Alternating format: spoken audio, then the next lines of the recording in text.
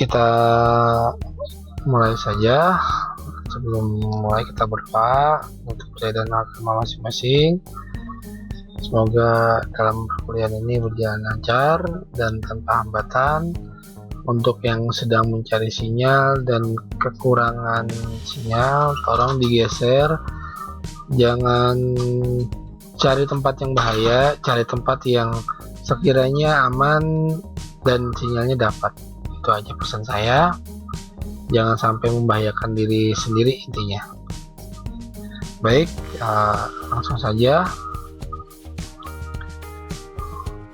Perkuliahan hari ini, materi hari ini adalah modul 3, pembelajaran berwawasan masyarakat.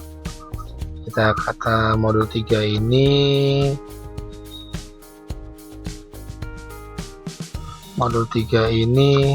terdiri dari beberapa kegiatan pembelajaran. Kalau saya tidak salah ingat itu ada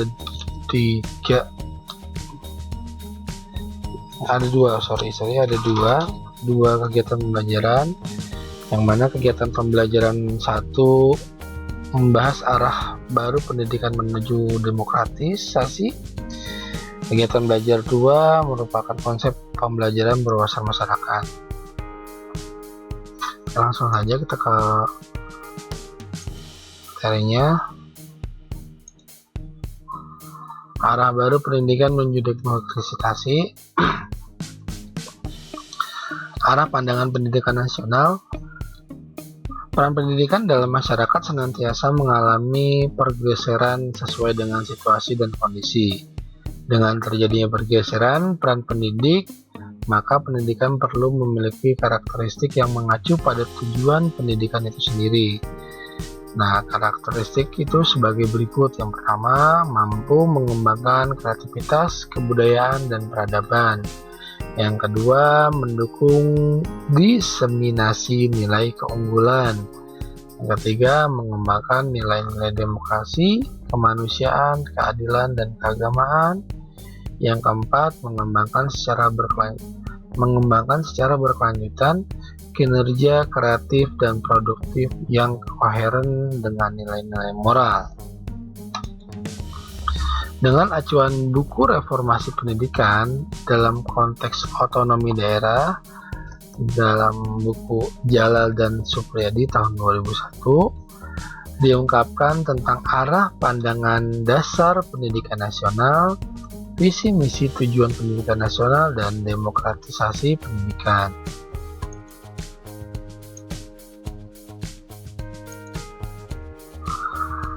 Acuan pemikiran dalam penataan dan pengembangan sistem pendidikan nasional harus mampu mengakomodasi berbagai pandangan, sehingga terjadi keterpaduan dalam konteks dengan didasarkan prinsip. Yang pertama, membangun kesetaraan. Yang kedua, menciptakan konfigurasi komponen sumber. Yang ketiga, menerapkan prinsip pemberdayaan. Yang keempat, melaksanakan prinsip kemandirian. Yang kelima, menciptakan prinsip toleransi dan konsensus. Yang keenam, menyusun dasar perencanaan pendidikan. Yang ketujuh, menerapkan prinsip konstruksional. Yang kedelapan, berorientasi pada peserta didik. Yang kesembilan, berdasarkan pada prinsip pendidikan multikultural. Yang kesepuluh, menerapkan prinsip global. Ini adalah 10 prinsip dasar pengembangan sistem pendidikan nasional.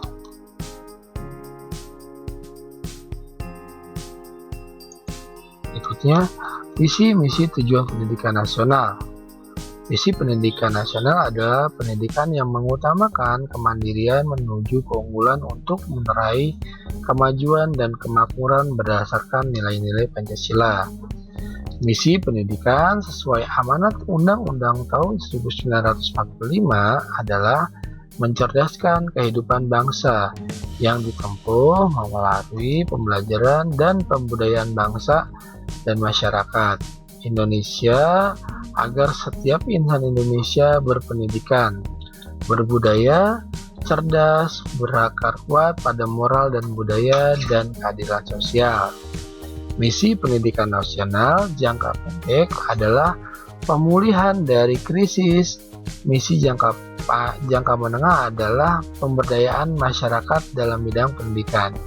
Misi jangka panjang adalah tercapainya masyarakat Indonesia baru, yaitu masyarakat madani. Tujuan pendidikan nasional mampu menghasilkan manusia sebagai individu dan anggota masyarakat yang sehat dan cerdas. Makna demokrasi dalam pendidikan yaitu proses pengembalian keputusan pendidikan melibatkan semua tingkat secara maksimal, dan upaya harus dilakukan dalam rangka demokratisasi pendidikan adalah 1. Perluasan dan pemerataan kesempatan untuk memperoleh pendidikan. 2. Pendidikan untuk semua. Yang 3. Pemberdayaan dan pendayagunaan sebagai institusi kemasyarakatan. Yang 4. Pengakuan hak-hak masyarakat termasuk hak pendidikan. Yang 5. Kerjasama dengan dunia usaha dan industri. Ini upaya yang harus dilakukan dalam rangka demokratisasi pendidikan. Nah, upaya-upaya ini sebagian besar sudah dilakukan oleh pemerintah, tinggal memaksimalkan tugas Bapak Ibu guru di sekolah. Tugas kita sebagai pendidik di sekolah nanti memaksimalkan kelima upaya ini untuk menghasilkan yang maksimal. Selanjutnya, konsep pembelajaran berwawasan masyarakat. Pembelajaran berwawasan masyarakat dilandasi oleh pemikiran dari berbagai teori pembelajaran, yaitu teori humanistik, progresivisme, dan teori konstruktivisme, serta pendidikan berbasis masyarakat. Pembelajaran bermasyarakat harus didasarkan pada hal-hal berikut. Yang pertama, didasarkan pada kebermaknaan dan kebermanfaatan bagi peserta didik. Yang kedua, pemanfaatan lingkungan dalam pembelajaran. Yang ketiga, materi pembelajaran terintegrasi dengan kehidupan sehari-hari peserta didik. Yang keempat, masalah yang diangkat dalam pembelajaran ada kesesuaian dengan kebutuhan peserta didik. Yang kelima, menekankan pada pembelajaran partisipatif yang berpusat pada peserta didik. Yang keenam, menumbuhkan kerjasama di antara peserta didik. Yang ketujuh, menumbuhkan kemandirian. Menurut Galbraith, dalam buku Marzuki tahun 2004, pendidikan berbasis masyarakat mengandung beberapa makna, yaitu kemampuan peserta didik meningkat. 2. Partisipasi dan demokrasi. Yang ketiga, mobilisasi aksi masyarakat.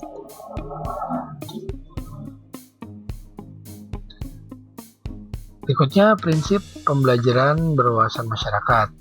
Dari pendapat tersebut, terdapat prinsip-prinsip pembelajaran yang dapat disimpulkan. Yang pertama, determinasi diri atau self-determination. Yang kedua, membantu dirinya sendiri atau self-help. Yang ketiga, mengembangkan kepemimpinan atau leader development. Yang keempat, lokalisasi atau location. Yang kelima, pelayanan terpadu atau integrated delivery of service. Yang keenam, menerima perbedaan atau accept diversity. Yang terakhir, belajar terus-menerus atau lifelong learning.